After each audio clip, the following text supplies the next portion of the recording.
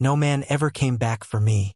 She said it quiet, the way a person says a thing they have already made peace with, the way a person says the weather when there is nothing to be done about the weather. She said it at the fence line east of the barn on a September afternoon in the San Juan Range, with the golden cottonwoods behind her and the wind moving through them the way wind moves through anything that is about to turn. She said it, and she did not look at him when she said it, and then she went back inside the house. Ethan Calloway was 29 years old, 6'1", with sundark forearms and a jaw that had not been shaved in 3 days, and he sat on his gray gelding at that fence and did not move for a full minute after the door closed behind her. Then he turned the horse. Then he rode down the wagon road toward Durango like a man leaving. Then, a quarter-mile out, with the light going gold across the pasture and the mountains standing up behind him like witnesses, he pulled the reins and stopped the horse and sat there in the middle of that empty road and thought about a woman who had said a sentence with the shape of a door closing. Then Ethan Calloway turned his horse around. But we are ahead of ourselves. That comes later. Start where a story is meant to start. Clara Hollister was 31 years old that September, 5'6", with brown hair she wore in a low braid down her back and gray eyes the color of the creek behind the pasture in November. She wore a high-necked cream blouse buttoned to the throat and a long dark blue skirt that brushed the tops of her worn brown boots, and a wool shawl the color of oatmeal, and she had worn some version of that same outfit for 4 years. She had been widowed at 27 when her husband, Samuel Hollister, had died of a fever in the winter of the year the creek froze so hard the cattle broke their teeth on it. He had left her the ranch, 160 acres in a bowl of pasture 10 miles north of Durango, 40 head of cattle, a mortgage of $600 at the First Bank of Durango, and a promise made at his bedside that she would not sell the land. She had not sold the land. She had, in 4 years, done every honest thing a person could do to keep it. She had gotten up before dawn. She had learned to mend a fence. She had learned to birth a calf in the cold. She had learned to be alone in a house at night without weeping about it. She had learned, above all, not to expect a man to come back for anything. 2 men had come and gone in the 4 years since Samuel. The first was a cattle buyer from Pueblo who had spoken sweetly at the barn dance and had promised to come back in the spring with a proper offer. He had not. The second was a young rancher from over near Silverton who had ridden out to her place 3 Sundays in a row and had said, on the 3rd Sunday, that he needed to think about it, and had never ridden out a 4th. Neither of them had been cruel about it. That was the thing. Neither of them had been anything about it. They had simply stopped coming the way weather stops. So when the town of Durango, in the small, well-meaning way of small towns, began to say Clara Hollister ought to marry again, a woman alone on 160 acres, they said, a woman with no brothers, no father, no cousin nearer than Kansas. She smiled the small polite smile that women learn to smile in small towns and said she would think on it. And she did not think on it. She thought about the fence east of the barn, which needed a new post, and the roof over the kitchen, which had begun to weep in the last hard rain, and the price of beef, which had dropped $1 a head in August. Ethan Calloway came into the country in July of that year on a gray gelding named Ash, with a saddlebag that held a change of shirt, a folded letter, and $42. He came from a ranch outside Cheyenne where he had worked 7 years for a man who had died in the spring, and he came south because the letter in his saddlebag was from his mother's cousin, an old man named Wallace Boyd who ran the feed store in Durango, and the letter had said, "Come down here, son. There is work, there is quiet, there is country a man could put a life on." Ethan Calloway had not come south to find a wife. He had come south to find a piece of ground. He was the second son of a Wyoming rancher, and there had been nothing for him at home, and he had ridden through Colorado for 2 weeks and had seen it and had thought, this is where a man could stop. Wallace Boyd, at the feed store in Durango, took one look at Ethan on a Tuesday afternoon and said, "Clara Hollister needs a hand for the fall work. She won't hire one because she won't ask. Ride out. Offer. Don't charge her the first week. See if she keeps you." So Ethan rode out on a Wednesday morning in the 2nd week of August, and he came up the wagon road and saw the house, small and white and clean, and saw the barn behind it, gray and leaning east the way barns lean when the ground is soft on the east side, and saw the fence east of the barn, which had 2 posts down and a 3rd leaning, and he saw a woman in a cream blouse hauling a bucket up from the well, and he stopped his horse at the gate and took off his hat and waited. She came out to the gate and looked at him. She did not smile. She said, "You are lost." He said, "No, ma'am." I was sent. Wallace Boyd said you might need a hand for the fall work. She said, I don't need a hand. He said, then I will fix the fence east of your barn for a day's meals and be gone by dark. She looked at him for a long time. The wind moved in the cottonwoods behind him, and it was a sound like a river a long way off. Then she said, one day. That is all. He said, yes, ma'am. He put his horse in the paddock and he took off his coat and he laid it across the top rail, and he walked the fence east of the barn without saying a word, and he counted the posts down, and he counted the posts leaning, and he went to her barn without asking, and he found the auger and the maul and a bundle of new posts she had bought in June and had not gotten to, and he began to dig. He worked from 10 in the morning until the light went. He did not stop to eat the noon meal she brought out to the fence. He put the plate on the top rail and he ate standing up with one hand while he worked with the other. When he was done at sundown, the fence east of her barn was straight for the first time in 2 years, and there were 6 new posts set deep, and the wire was tight, and he had cleaned her tools and put them back where he had found them, in the order he had found them. He came to the porch with his hat in his hand and he said, I will come back tomorrow if you will let me and mend the roof over the kitchen. Same rate. Day's meals. Gone by dark. She said, why? He said, because it is good work and you have need of it, and I have no other place to be tomorrow. She said, all right, tomorrow. He came back the next day. He did not ask. He mended the roof over the kitchen. He came back the day after that. He fixed the sag in the barn door. He came back on Saturday and he built her a new stile over the north fence so she would not have to climb the wire to reach the upper pasture in her long skirt. She had not asked him for the stile. She had not mentioned it. He had seen her, on the Friday, hitch her skirt at the fence to climb over, and he had not said anything, and on Saturday morning he had brought lumber from town at his own expense, and he had built the stile between breakfast and noon, and he had oiled the hinges of the gate while he was there. She stood on the porch that Saturday afternoon and watched him coil the wire he had not used, and she felt, for the first time in 4 years, the particular pain of being seen. It is a strange pain. It is the pain of a thing thawing that had been frozen so long it had forgotten it was ever water. She said, from the porch, you will take supper tonight, Mr. Calloway. He said, yes, ma'am. He took supper. He sat at her table and he ate slow and he wiped his mouth on the napkin and he thanked her for the bread. He did not talk about himself. She did not ask. When he was done, he stood up and he thanked her again and he walked out to the paddock and he saddled his horse and he rode down the wagon road toward town. And she stood in the doorway and watched him ride away, and she did not know why her chest hurt. She sat at the kitchen table that night for a long time after the supper dishes were washed. She lit the second lamp, which she almost never lit because the second lamp was Samuel's lamp, and she had put it on the shelf on the day he died and had taken it down twice in 4 years, and both of those times she had not been able to say why. She lit it, and she sat in the yellow doubled light, and she looked at the empty chair across from her, and she did not weep, because weeping was a thing she had spent 4 years teaching herself not to do at that table. She listened to the wind in the cottonwoods east of the barn, and she thought, without wanting to think it, that the fence east of the barn had been leaning for 2 years and no one had noticed it but her. And now, on a Saturday in August, it was straight, and she did not know what to do with the fact that it was straight. The town of Durango noticed. This is the thing about a small town. The town of Durango noticed on the second Tuesday in September that Wallace Boyd's cousin's boy had been riding out to Clara Hollister's place 4 days a week for a month, and it noticed on the third Tuesday that Clara Hollister had come to town to buy flour and had bought, along with the flour, a new blue enamel coffee pot, which she had not bought in 4 years, and it noticed on the last Tuesday of September that Clara Hollister had smiled at Mrs. Ada Whitfield outside the Mercantile in A. Way. Mrs. Ada Whitfield had not seen her smile since Samuel died. Mrs. Ada Whitfield, who was 63 years old and had buried 2 husbands and had opinions about most things, said to her sister Lorraine at the Mercantile that evening, she's going to say no. That girl is going to say no to that boy, and she is going to say no because she has forgotten how to say yes, and someone had better remind her. Lorraine, who was 58 and had never married, said, mind your business, Ada. Ada said, Clara Hollister is my business. I held her when her husband died. She is my business.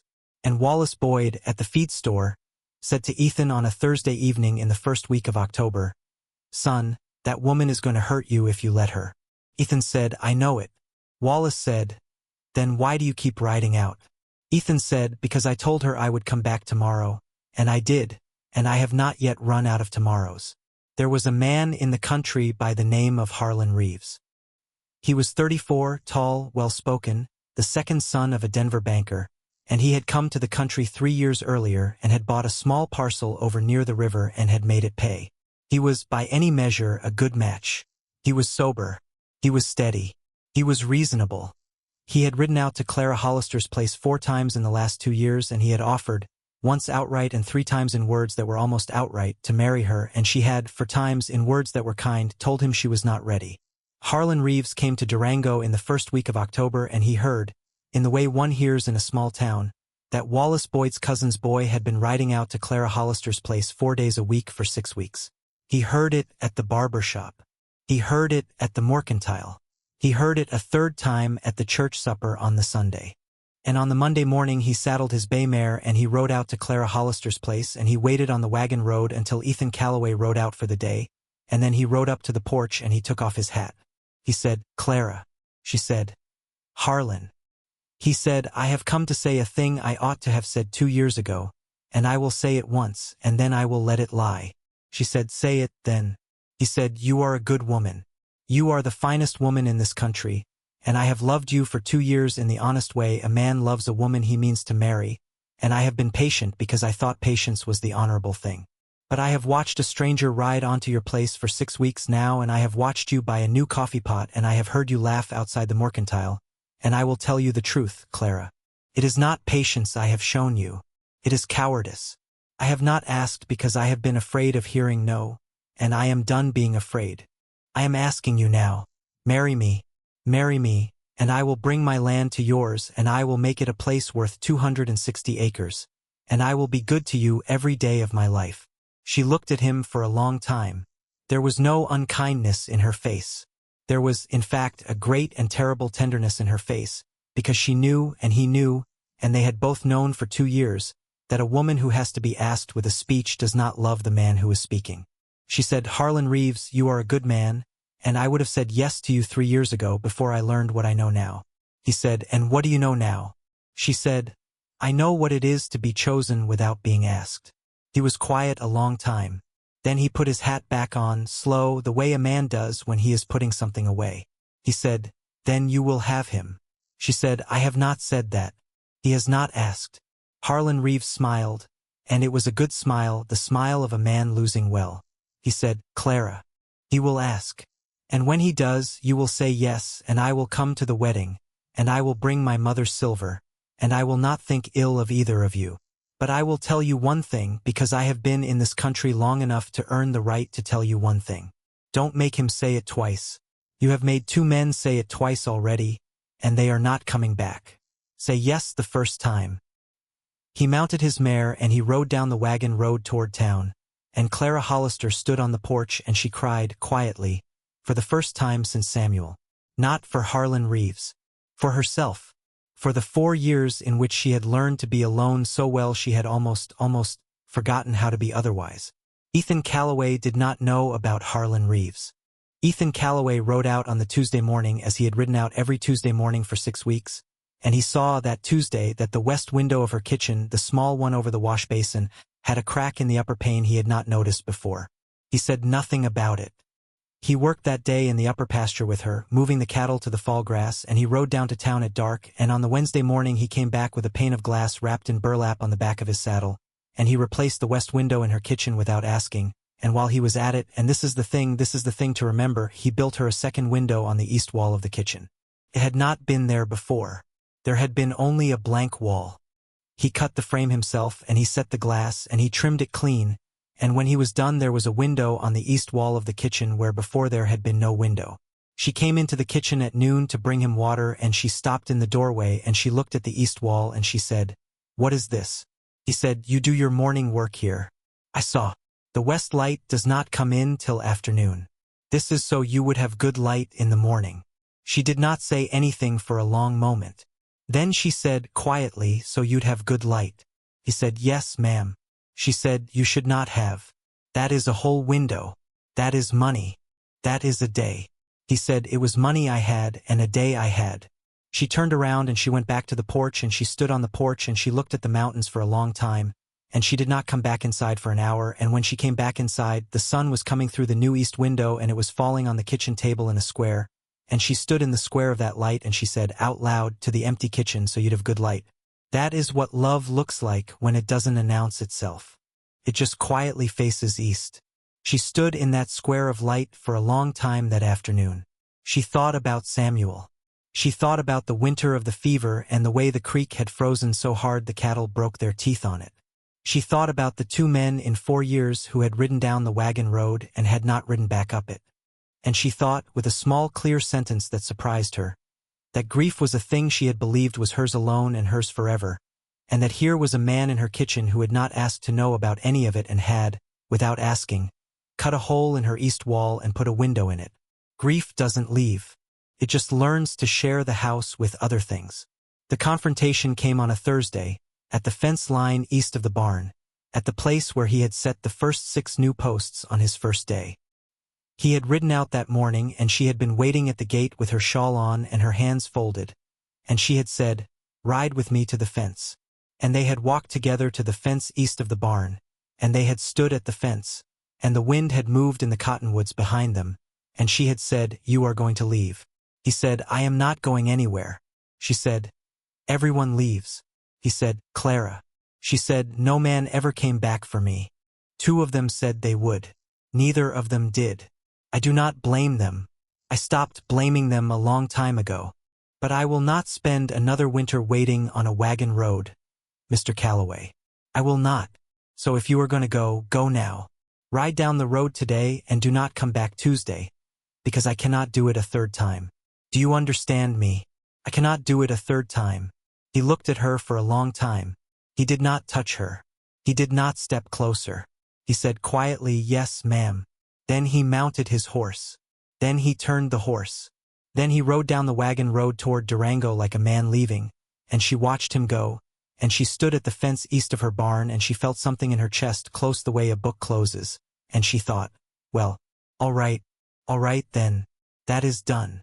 A 1/4 mile out, with the light going gold across the pasture and the mountains standing up behind him like witnesses, Ethan Calloway pulled the reins and stopped the horse and sat there in the middle of that empty road. He thought about a woman in a cream blouse buttoned to the throat. He thought about a west window with a crack in it. He thought about an east window that had not been there before. He thought about Wallace Boyd saying, "That woman is going to hurt you if you let her," and about himself saying, "I know it." He thought about the sentence she had said, "No man ever came back for me," and he understood, sitting there on that road, that the sentence had not been a warning. The sentence had been a test she did not know she was giving, because she had given it so many times to herself in the dark that it had become the shape of her, and she had said it out loud to him because she needed, one time in her life, to say it to a man and see what the man did. Then Ethan Calloway turned his horse around. He rode back at a walk. He did not hurry. A man who hurries back is a man who might turn again. A man who walks back is a man who has decided. He came up the wagon road and he came through the gate and he came to the fence east of the barn, and she was still standing there, exactly where he had left her, with her shawl gathered at her throat and her face turned toward the mountains, and she heard the hoofbeats and she did not turn around because she was afraid of what she would see if she turned around, and she was afraid of what she would see if she did not. He stopped the horse at the fence. He dismounted. He took off his hat. He said, "Clara Hollister." She turned around. He said, "I heard you. I heard every word of what you said. And I want you to hear me now because I am going to say this one time and then I am going to say it every day of my life if you will let me. I came back. Do you see me? I came back. And I am going to come back tomorrow, and I am going to come back the tomorrow after that, and I am going to come back every tomorrow I have got, because I love you, Clara Hollister, and I have loved you since the Wednesday in August that you told me one day, that is all, and I stayed. I am not the man who did not come back. I am the man who did. And if you will have me, I will marry you at the church in Durango on the first Sunday in November, and I will bring my $42 and my gray horse and every tomorrow I have got, and I will lay them at your gate, and you will never wait on a wagon road again. She did not speak for a long time. The wind moved in the cottonwoods. Then she said, quietly, the way a person says a thing they have been rehearsing for 4 years without knowing it. Ethan Calloway. Come inside. They were married at the church in Durango on the first Sunday in November of that year, in the small stone church at the north end of Main Street, with the cottonwoods gone bare and the first snow already on the peaks of the San Juan Range. Mrs. Ada Whitfield sat in the second pew and cried without shame. Lorraine sat beside her and pretended she was not crying. Wallace Boyd stood up for Ethan. Harlon Reeves came, as he had said he would, and he brought his mother's silver in a wooden box lined with green felt, and he set it on the table at the back of the church, and he shook Ethan Calloway's hand at the door, and he said, "Be good to her, son," and Ethan said, "Every day of my life." And Harlon Reeves went home that night and slept without bitterness because he was a good man, and good men know how to lose the right way. Clara wore a dress of dove-gray wool with a high collar and long sleeves and a small ivory brooch at the throat that had been her mother's, and she carried a small bouquet of dried yarrow and juniper because it was November and there were no flowers, and she said the words, and she meant them, and when Ethan Calloway said, "I will," she looked at him and she said, quietly, so only he could hear, so you'd have good light. And he said, so only she could hear every morning. They rode home in the wagon and the snow began to fall halfway down the wagon road, small and slow and unafraid, and they came up to the house and she stopped him at the gate and she said, "Wait." And she walked ahead of him to the fence east of the barn, in her dove-gray wedding dress with the snow settling on her shoulders, and she stood at the fence east of the barn, at the place where 6 new posts had been set on a Wednesday in August, and she waited and he walked up behind her and she said, without turning around, "Mr. Calloway." He said, "Yes." She said, "You came back." He said, "I came back." She said, "No man ever came back for me. Until you." He said, "I will come back every day." She turned around. She looked at him. She said, "I know it now. That was 5 years ago." Their daughter, Ellie, was born the following August in the front bedroom of that house, with Mrs. Ada Whitfield in attendance and Lorraine boiling water in the kitchen with the good east light coming in the window over the wash basin. Their son, Sam, named for the man who had first put a ring on Clara's finger, because Ethan Calloway was the kind of man who could name his son for the man who came before him and mean no harm by it, was born 2 years after that. The ranch grew from 160 acres to 240, and then to 310, when they bought the parcel south of the creek from a widow who was moving to Kansas. The fence east of the barn was mended and mended and mended again, and every one of those mendings was done by Ethan Calloway, and every one of those mendings was, in its own quiet way, a small sentence he was speaking to his wife, a sentence with the shape of a hand not letting go. And there is a thing that ought to be said here at the close of a story like this, because the whole point of a story is that it means something to the people listening to it. This is what it means. There is a kind of grief that a person carries for so long that the grief becomes the shape of the person, and the person forgets that there was ever any other shape they might have had. Clara Hollister, at 31, was that person. She had learned to be alone so well that she had almost forgotten she had once been otherwise, and she had said the sentence, "No man ever came back for me," not because she wanted a man to prove her wrong, but because she had made peace with being right. That is the hardest place to be reached. That is the place most people are never reached at, because the world is a busy place and most people who love us do not have the patience to reach us where we actually are. But sometimes, once in a great while, a man will come up a wagon road on a gray horse and he will look at a leaning fence and he will say, "One day, that is all," and he will stay. And he will not stay because you have asked him to. And he will not stay because you have been charming or beautiful or clever. He will stay because he has looked at you and he has seen a woman who does her morning work in the west light and needs a window on the east wall, and he has decided quietly without announcement that he is going to build the window. That is what love looks like when it is real. It builds the window, comes back on Tuesday. It walks the horse back down the road at a slow, decided walk because it has thought it through, because it is not turning again. So if you are the person on the porch and you have said the sentence and you have said it so many times to yourself in the dark that it has become the shape of you, if you have said, "No man ever came back for me," or "No woman," or "No friend," or "No forgiveness," or "No second chance," then I will tell you what I have told my own daughter and what Mrs. Ada Whitfield told Clara Hollister in the small stone church on the first Sunday in November. Don't make him say it twice. If he comes back, let him in. If she stays, let her stay. If the window is built on the east wall, stand in the light of it, and do not apologize for standing there. Thank you for riding out with me today. Thank you for sitting on the porch of this small story and watching the cottonwoods move for a little while. If it warmed you, tell me in the comments what country you are watching from, and tell me the name of one person who came back for you when you were sure no one would, so I can read it and think about it. This channel is for the ones who come back, and the ones who wait, and the ones who build the window. Until next time, keep riding. If you like this one, stay with me for the next story. Next time, a widowed blacksmith in the winter of 1887 hires a stranger to shoe his last 3 horses before he closes the forge for good, and the stranger, a quiet young woman in a man's coat with her hair braided under her hat, does the work in one afternoon and then says a single sentence at the anvil that changes the rest of his life. I will tell you what she said and what he did in the next one. Ride out with me again.